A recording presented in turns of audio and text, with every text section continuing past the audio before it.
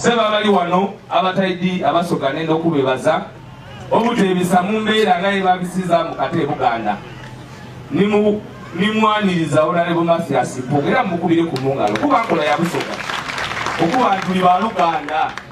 ndidi nti byetwogera binza otwawukanya aye bino tukwogera ku nsonga y'aba Uganda mubona enguudo erituteeta wano mu kibuga Museveni bwe yayita yakoba bantu ziranguudo kyokka ndikulira bano ababakanga baliko bamwe enguudo ennungi bana mwogera amazima tulekere kudoosanga bintu busogere ng'edoosa budoose tuzira nguudo tuzira amalwaliro mulobe kudoosa kuwaanawaana nsonga ng'amaliriza eno busoga tuli bakadaaga ekyo nenze nkyogere anti mwe mutya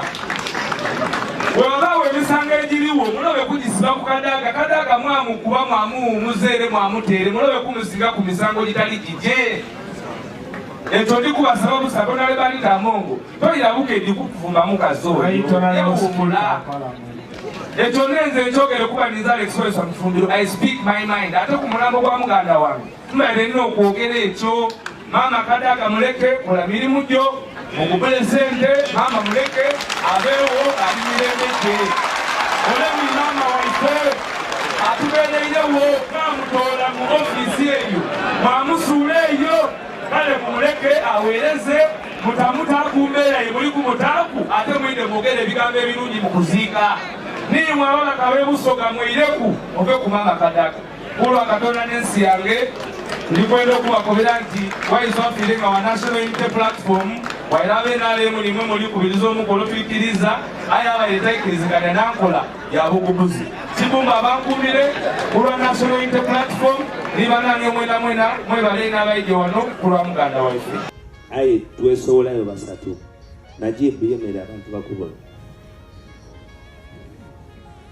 ida wabudakobera lumakaido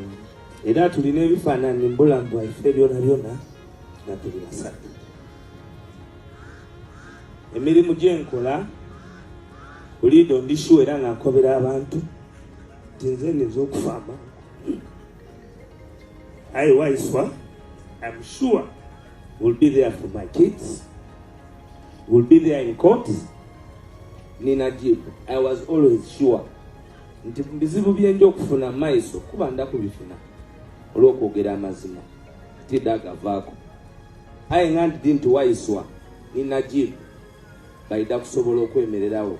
niwe libanga mukamandisi. Unfortunately nja kuziika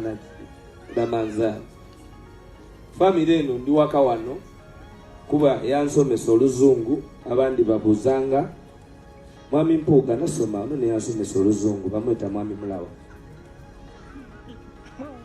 mukulu wa wano ate kati alikimanya kabonera so ndi mukumpisa waire mundulusa Waiswa abaire very intelligent, extremely intelligent. Era nze omuntu eyamentaringa mu byamateeka gendidde gona gemuwulire oba manafu oba maki n'omwami ono Honorable Abdul Katuntu, he is a true mentor. Era nze emirimu gye nakolaku emitono bwe tumala okusoma from university Honorable Katuntu yatuyingiza lufaamu ye yatubuuza kibuuzo naire bano bonna ab'ekyalo banditi twatandika okola emirimu nze nga timalangayo nga banange aye era nga bwondagaana mule tosobola kumbuuza kibuuzo. But Waiswa gave us the best at school. We have had the best memories. He was yali mperekeze kubanga obwa best man yali tasobola kuba best man kuba musiraamu ate obusiraamu bwobwo bumukoze bubi era ze nabunkoze bubi ibanga bwe naba wako emirimu eyo mu isomero ly'abakristaayo banvunaana kuba nali nsembeza abasiraamu era nafuniramu ebizibu aye twasigala nga tuli bantu bawalala. Waiswa abaire ayendeza nga mwene yerowooza. Waiswa okufuna accident nikanoke nje okwogera ka story konka era nje twetyamire ebindi ndabyogera ku mikutu egy'endawulo kuba Mukama yampa ekisa n'eiroboozi. Aye Waiswa olunaku lwaiddo nabaire ndijja kuziika wabajoze Chameleone Humphrey Mayanja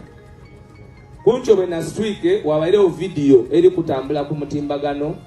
nga mulongo munange Kato Kenneth Wilson Sonko omuluka bamusazeeku abantu bamwami Mpuuga okumukuba olw'ebigambo byendidanga ndogera ebyamazima ebyakawumbi akalala ne miliyoni 700 mulamirembe ezira bigambo bingi bye tuyinza kukukobaku Waiswa nga buli mukwano gwange mukwano gwe ono bigirwa Moses yali taidi Waiswa na mulaga Waiswa aye Waiswa yakola contribution ku mbagayi nga tambuzisa na buki yankuba bukube tole mukwano gomenze mukwano gwaba mukwano gwange. That was his heart nga asobola okugaba ye malaku mwifa abakola amateeka mwidinti okugakola okugakansa n'ofunamu esente ti kyangu. Aye Waiswa nga bwakola miliyoni 2 tasobola kudirya nga tampaireko bali kunkoba okufunza. This is the last time I have to speak about my brother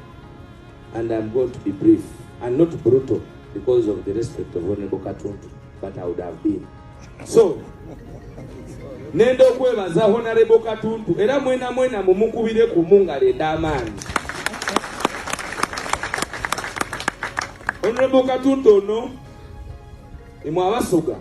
you have one of the brightest men. Politics ya musumbuwa olwenkwe obunanfuusi obuyaye obumulimu kyobobona ne FDC yabaleka mangu kuba nze mbayira ate mutabani we byobufuzi en extremism ye mubona yona ebigambo byendogera n'obukambwe zona lebo Katuntu ni musomesa wange. So ndikwendo wakati mukukuba Kato nga nina lawyer atya Lamanzani yabaire mbateeso namukubira namukoba nti abantu bali nkoba tuje mu mateeka nkoze ntya yabaire wakati mu musango